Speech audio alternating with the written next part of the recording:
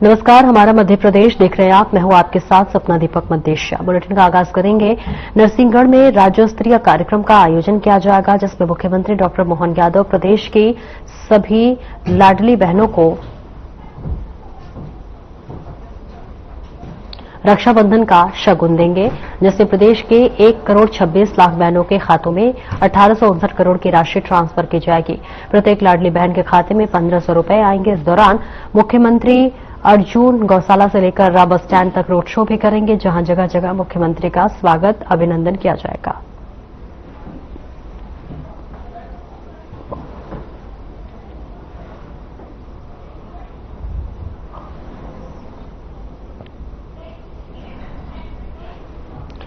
और आगे बढ़ेंगे, लेकिन उससे पहले बड़ी खबर आपको बताते हैं, जहां बिजली विभाग का जेई रंगे हाथ गिरफ्तार हुआ है। जी हां, शैलेंद्र पाटकर रिश्वत लेते हुआ गिरफ्तार। लोकायुक्त की ट्रैप कार्रवाई में हुई गिरफ्तारी।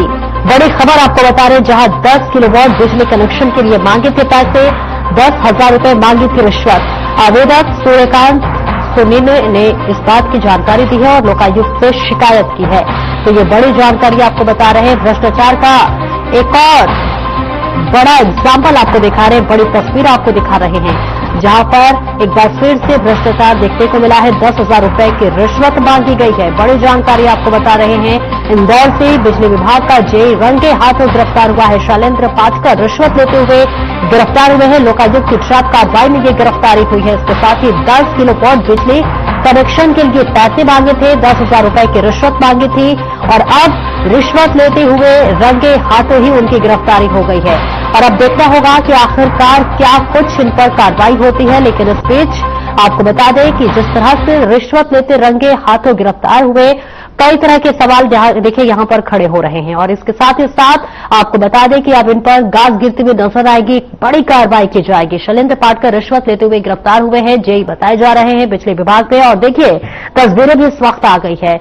आपको बता दें कि ये वही जेई है जो 10,000 रुपए रिश्वत की मांग की थी और रिश्वत लेते ही रंगे हाथों इन्हें गिरफ्तार किया गया है और आगे की कार्रवाई जारी है।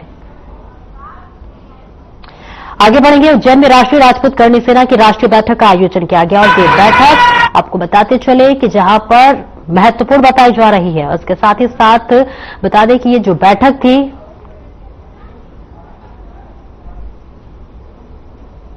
3 दिनों तक चलेगी। जी हां, जिसमें कई राज्यों के अध्यक्ष शामिल हुए। इस दौरान आगामी वर्ष की रूपरेखा तैयार की गई है। बैठक के पहले दिन का नेतृत्व प्रदेश अध्यक्ष प्रताप सिंह ने किया, जिसकी अध्यक्षता कार्यकारी राष्ट्रीय अध्यक्ष शीला सुखदेव सिंह गोगामेड़े ने की।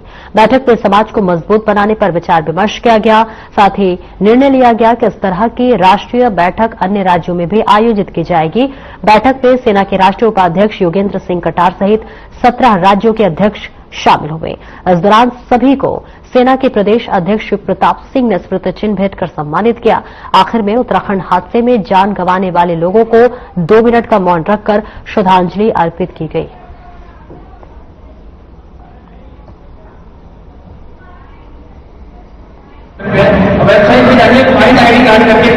आज स्टेट से हमने अध्यक्षों को बुलाया है भारतवर्ष के, उसमें से 16-17 आए हैं। 3-4 के मैसेज आ गए कि कोई कारण से, जैसे उत्तराखंड में त्रासदी की वजह से नहीं आ पाए, ऐसे कुछ बड़ा कारण बताया। और 2 दिन मध्य प्रदेश का चिंतन शिविर, आज जो 6 तारीख का जो चिंतन शिविर था वो राष्ट्र का था और 6, 7 और 8 का मध्य प्रदेश का चिंतन शिविर। यहाँ के सारे जिले से सारे प्रदेश के लोग आएंगे। उसमें मंथन करेंगे कि हमने साल भर में जो कार्य किया, क्या हमारी कमी रही, क्या हमें आगे और ऐसा अच्छा करना चाहिए, उसको लेकर के ही आज ये श्री राष्ट्रीय राजपूत करणी सेना के द्वारा राजाधिराज महाकाल महाराज की पावन नगरी उज्जैन में 3 दिवसीय चिंतन शिविर रखा गया, जिसमें आज हमारी राष्ट्रीय बैठक रखी गई थी। पूरे राष्ट्र के 22 स्टेटों से सभी प्रदेश अध्यक्ष और सभी राष्ट्र के पदाधिकारी इसमें सम्मिलित हुए और समाज के लिए ये चिंतन शिविर रखा गया कि समाज को कैसे मजबूत किया जाए, समाज को कैसे आगे बढ़ाया जाए, समाज को कैसे एक जायजाम पर लाया जाए और सभी संगठनों को एक साथ मिलकर कैसे काम करा जाए। तो चिंतन शिविर था, इसका हमारा मुख्य टारगेट तो यही है कि कैसे संगठन को आगे बढ़ाया जाए और कैसे हमारी करनी सेना किसी भी लाचार के विवश के कैसे काम आ सके, इसके ऊपर हमने सबने विचार विमर्श किया है और अपने तरीके से इसको आगे बढ़ाने की हम कोशिश कर रहे हैं।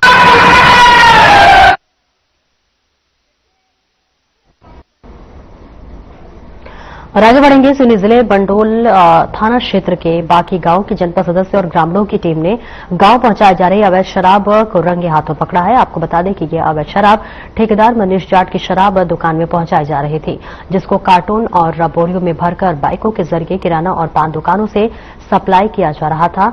तो वहीं इस अवैध शराब की बिक वाली को लेकर ग्रामीणों ने आबकारी और थाने में कई बार शिकायत भी की थी, लेकिन कोई कार्रवाई नहीं हो रही थी।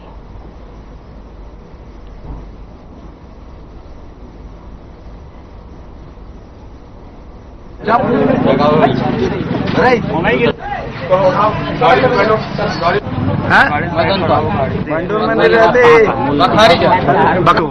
उसका नाम डीके और हमें 3 लोगों के यहाँ दारू देते हो। मनीष राय जाट, मनीष जाट का नाम लोकेश कुमार ठाकुर है, बाकी क्षेत्र से जनपद सदस्य हूँ। और अभी हम लोगों ने दारू भट्टी वालों की दारू पकड़े हैं, जिसमें 24 मसाला के पौआ, 24 प्लेन के और 36 रम के, कुल मिला के 15 लीटर कुछ होती है जो दारू पकड़े हैं। और हमारे प्रभारी नागवंशी जी और भाई साहब उनके साथ में आए हैं, तो जब्ती बना के। कहाँ जा रही थी ये दारू? ये बखारी जा रही थी बोल रहे थे लोग। अच्छा, रोज का काम है, प्रतिदिन का नहीं, शाम सुबह का। 24 घंटे में कोई भी समय चले जाते हैं, कोई वो नहीं इनका रोक टोक कोई नहीं, ना कोई पुलिस वाला कोई रोकता है इनको, ना कुछ बोलता, ना कोई आम आदमी कुछ बोलता।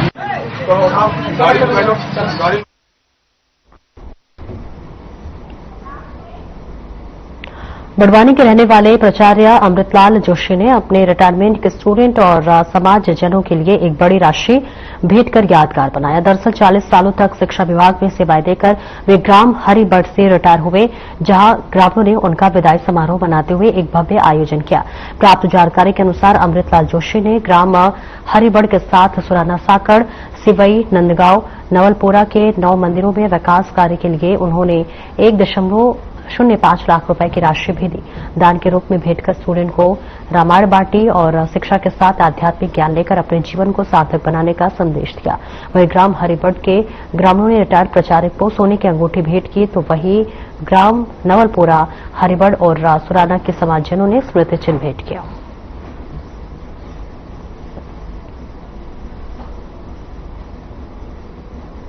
हमने 2 साल गुजारे, मतलब 11th 12th, बहुत ही अच्छा लगा।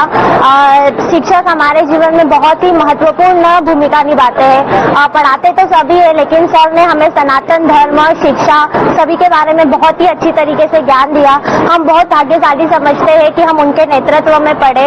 और आज ये जो कार्यक्रम हो रहा है, सच में बहुत, सर रिटायर हो गए ये सोच के बहुत दुख भी महसूस हो रहा है, लेकिन बहुत खुशी भी हो रही है कि हम उनके विद्यार्थी रहे। और चल रहा था और अब वापस मेरे इस स्थान पर जहाँ से मैं सेवानिवृत्त हुआ हूँ, हरिबड़, आज यहाँ पर उपस्थित है। सभी मंदिरों को दान भी दिया है, कितने राशि? ठीक है, राशि तो 13 तुझको अर्पण है ना। मैं जो भी आसपास के जितने गांवों के विद्यार्थी स्कूल में आते थे, उन सभी गांवों में आई माता जी मंदिर, श्री राम मंदिर, हनुमान दादा मंदिर, हिरड बाबा मंदिर, सभी मंदिरों में लगभग 9 मंदिर है। इनमें राशि 1,05,000 की वितरित की है। बच्चियों को रामायण भी देने का? हाँ, रामायण तो जीवन जीना सिखाती है ना। उद्देश्य विद्यार्थियों को पुस्तकीय ज्ञान तो 40 वर्ष से दिया गया है, जहाँ पर मैं रहा शिक्षक के रूप में, प्राचार्य के रूप में, लेकिन अब उनके पूरे जीवन के लिए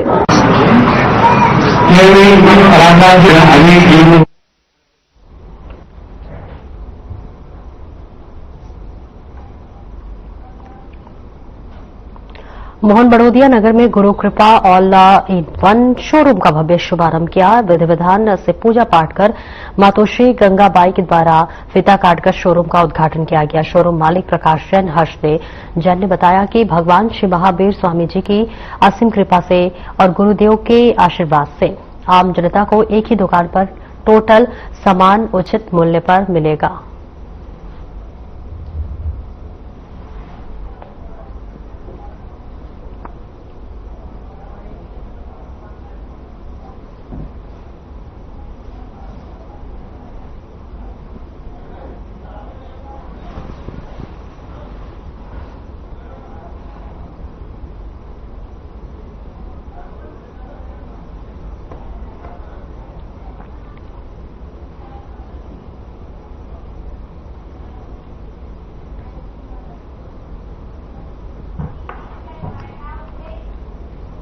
बुरहानपुर जिले सहित प्रदेश भर में सरकार के आदेश के बाद तहसीलदारों को दो भागों में बांटा गया है, नायक और गैर नायक। इसके विरोध में सभी तहसीलदार और नायब तहसीलदार ने कलमबंद हड़ताल कर दी है। यहां तक कि उन्होंने अपनी गाड़ियां भी नजीर को सौंप दी है। यहां पर तहसीलदारों ने अपनी डिजिटल सिग्नेचर भी नजीर को सौंप दी है, जिससे कि राजस्व विभाग के सभी कार्य प्रभावित होंगे।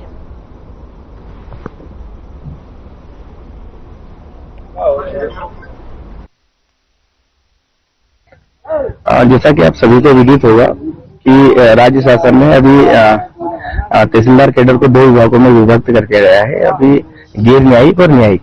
तो संघ के आह्वान पर उसी के परिणाम स्वरूप विरोध जताया जा रहा है और आज हमारे जिला इकाई भी आज से राजस्व कार्य से विरत रहेगी और सभी ने अपने अपने जो गाड़ियां थी, शासकीय वाहन थे, जिला नाजिर को सौंप दिए गए हैं और जो डोंगल जिससे हमारे सारे काम होते हैं, डिजिटल सिग्नेचर, वो भी हम लोगों ने जमा कर दिए गए। तो कितने तहसीलदार और कितने नायब तहसीलदार? जिले में 3 तहसीलदार है और 11 नायब तहसीलदार है। जिले में जितने भी रेवेन्यू के काम होते हैं, नामांतरण, बंटवारा, सीमांकन, जो तहसीलदार नायब तहसीलदार के जो काम होते हैं, वो सभी आज से प्रभावित होंगे। आज से कोई काम नहीं होगा।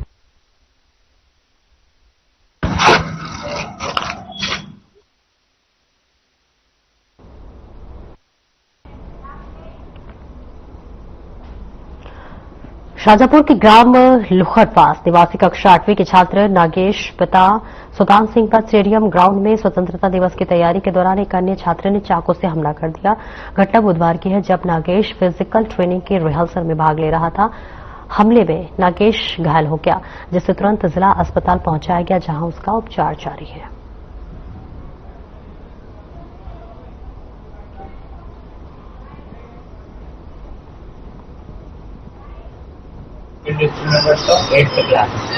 ग्राउंड में ले गए थे पीटी के लिए, तो वहाँ पे लड़ाई, मतलब कि मैं बैठा था तो गाली दे रहे थे, तो मैं पूछने गया किसको गाली दे रहे, तो एक्चुअली लड़े हुए थे, चाकू मार दिया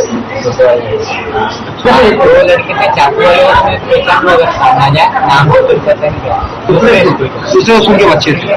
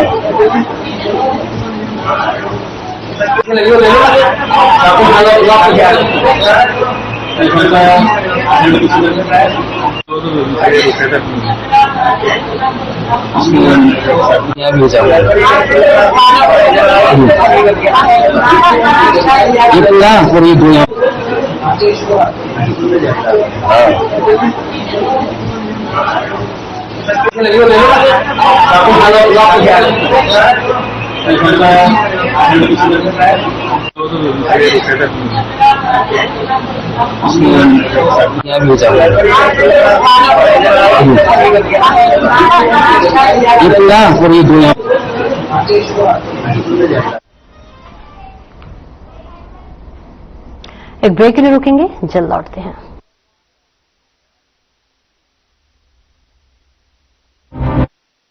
कुछ लोग खाते पीते तो बहुत बढ़िया हैं, पर फिर भी उनकी सेहत नहीं बनती। पिचके हुए गाल हैं, हड्डियां निकली हुई हैं, पैंटें ढीली हैं, कपड़े जचते नहीं, कोई पर्सनैलिटी नहीं। ऐसे लगता है इधर से खाए जा रहे हैं, उधर से निकले जा रहा है, क्योंकि उनका पाचन तंत्र खराब है। और जब तक के पाचन तंत्र दुरुस्त नहीं होगा, वो जितना मर्जी अच्छे से अच्छा खा ले, उनकी सेहत नहीं बन सकती। इसलिए हमारी संस्था सन्यासी आयुर्वेदा ने एक ऐसी दवा का निर्माण किया है जो कि आपके लीवर को, आपके पाचन तंत्र को दुरुस्त करने का काम करती है, ताकि आप जो भी खाएं उसका पूरे का पूरा निचोड़ आपके शरीर को लगे, आपकी भूख बढ़े, खाया पिया सही से लगे, नया खून बने, हड्डियों में जान आए, वजन बढ़े और आप मोटे तगड़े खूबसूरत पर्सनैलिटी के मालिक बन जाएं। सिर्फ 699 रुपए की पूरे 1 महीने की दवा होती है और आप इसे घर बैठे 01145454545 पर फोन करके दवा मंगवा सकते हैं।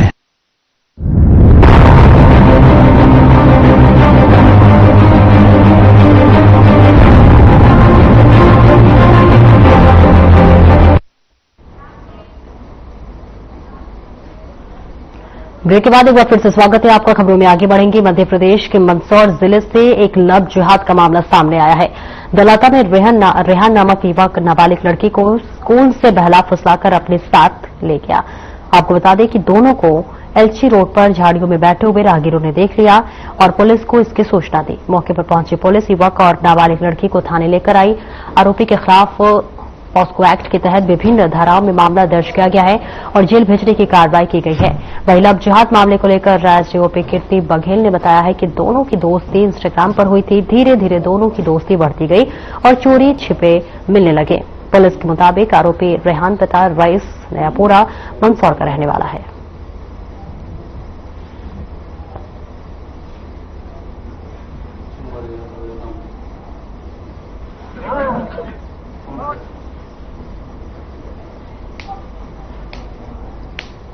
जगह पे दोस्ती, उसके बाद उसको आज मिलने के लिए बुलाया था, जहाँ पे पुलिस की सूचना मिलने पर इस संबंध में पॉक्सो की धाराओं के तहत अपराध पंजीकृत किया गया। इसमें मामला दर्ज कर लिया गया और बच्ची के कुछ औसत के तथ्यानुमान जो है इसमें अगली धाराओं का समावेश कर कार्रवाई की जाएगी। मुद्दा के द्वारा जरूर मांग की गई थी, लेकिन इस संबंध में जो भी वैधानिक कार्रवाई की है वो की जाएगी। 354 और पॉक्सो की धाराओं के तहत अपराध पंजीकृत किया गया।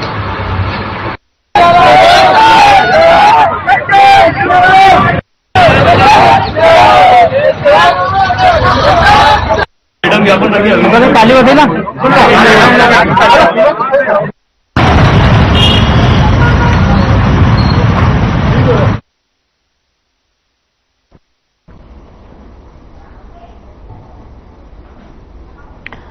परासिया शहर के अंदर विगत रात्रि में कई वार्ड नंबर 15 पर घर में जो है वृद्ध महिला अकेली रह रही थी। रात में अज्ञात चोरों ने घर में घुसकर वृद्ध महिला की हत्या कर दी।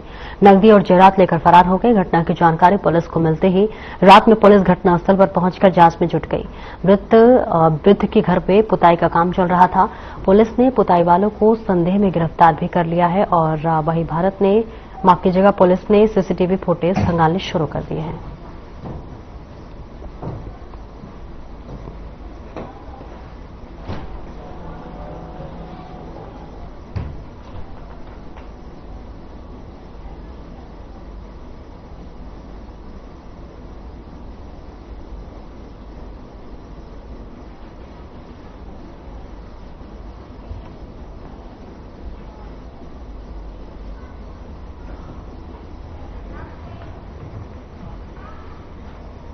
सीहोर में कांवड़ यात्रा की वजह से सड़क पर जाम की स्थिति बन गई है और इस बीच आपको बता दें कि यात्रा के चलते कई किलोमीटर तक लंबा जाम लगा रहा।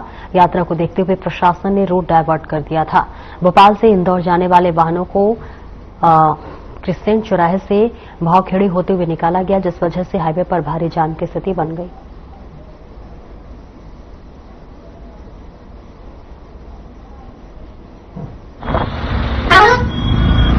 मेघाचल आप देख रहे हैं साधना न्यूज मध्य प्रदेश। आप देख सकते हैं जयवर्धन मेरे साथ मौजूद है, उनसे बात करेंगे और जानेंगे कि वो इस विषय पर क्या कहते हैं। आपने अस्पतालों के मामले उठा, आप लगातार कई गंभीर मामलों पर सरकार के खिलाफ बात करते आए, क्या? जी मैम, ये सीएम रिलीफ फंड का मामला है, जहां एक फर्जी अस्पताल और 2 जुलाई को जनपद के ग्राम पंचायत सासर के मजरा दौलतपुरा में जालू पिता और माना चरपोटा को मृत्यु के बाद शमशान घाट की कमी के कारण उनका अंतिम संस्कार गांव से 5 किलोमीटर दूर बारिश में भीगते हुए किया गया। इस घटना का प्रसारण 3 जुलाई को साधना न्यूज चैनल ने प्रमुखता से किया था।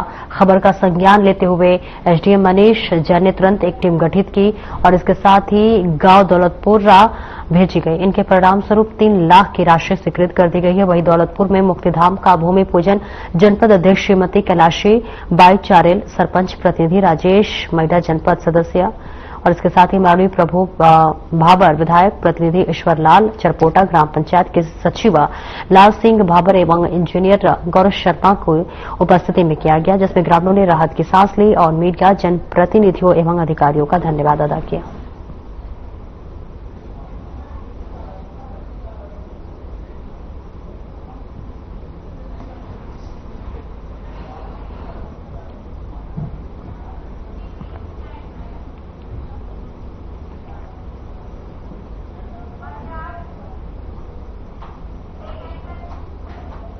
और पूर्व विधानसभा प्रत्याशी कांग्रेस पार्टी नरसिंहपुर के नेतृत्व में कांग्रेस के कार्यकर्ताओं, और आपको बताते चले कि जहां पर सैकड़ों की संख्या में कार्यकर्ताओं ने मुश्रान पार्क में एकत्रित होकर मुख्य मार्ग से रैली निकालकर कलेक्ट्रेट पहुंचकर राज्यपाल के नाम कलेक्टर को ज्ञापन सौंपा।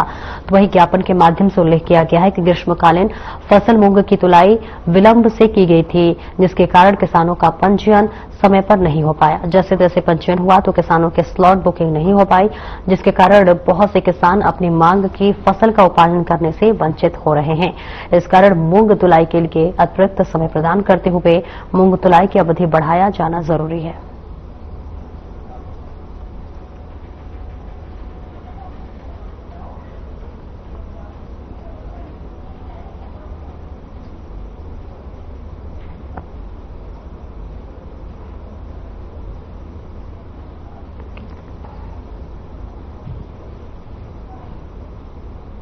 नरसिंहपुर विधानसभा के विधायक और पंचायत ग्रामीण विकास मंत्री माननीय प्रहलाद पटेल और उनके अनुज जालम सिंह जी पटेल, उनके यासीन अहमद मछली साहवर या गौरव चौहान, ये लोग कम से कम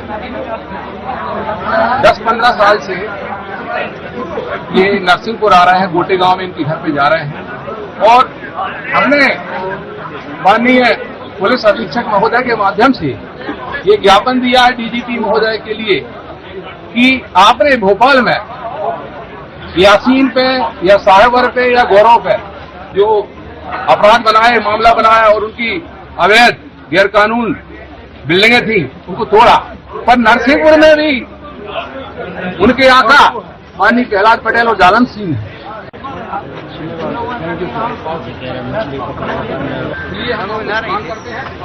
मध्य प्रदेश राजस्व अधिकारी संघ ने न्यायिक और गैर न्यायिक विभाजन योजना के खिलाफ एक बार फिर से मोर्चा खोल दिया है। आपको बता दें कि संघ ने मुख्य सचिव को भेजे ज्ञापन में स्पष्ट किया है कि 6 अगस्त से प्रदेश भर के राजस्व अधिकारी अपना आपदा प्रबंधन को छोड़कर अन्य सभी कार्यों से विरत है। और वहीं नरसिंहपुर जिले में 1.5 दर्जन से अधिक तहसीलदारों ने कलेक्टर परिसर में धरना देकर विरोध जताया। संघ का कहना है कि शासन द्वारा पूर्व में दिए गए मौखिक आश्वासन के तहत ये योजना मात्र 12 जिलों में पायलट रूप में देखा जा रहा है और इसके देखी जानी थी राजस्व न्यायालयों का विलय नहीं किया जाना था, लेकिन इसके विपरीत 9 अन्य जिलों में भी योजना लागू कर दी गई है। न्यायालयों को मर्ज कर दिया गया है और कार्यपालिक मजिस्ट्रेट को आवश्यक संसाधन भी नहीं दिए गए हैं। इससे आहत होकर संघ ने पुनः विरोध शुरू करने का निर्णय लिया है।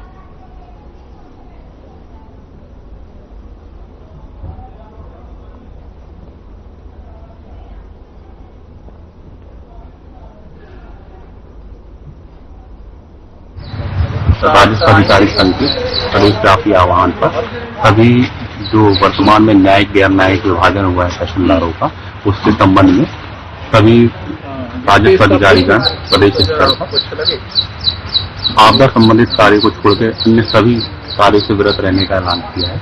उसके संबंध में सभी यहाँ क्या मांगे क्या है? मांग न्यायिक और गैर न्यायिक वर्तमान में जो विभाजन हुआ है तहसीलदारों के कार्यों का, उसके संबंध में।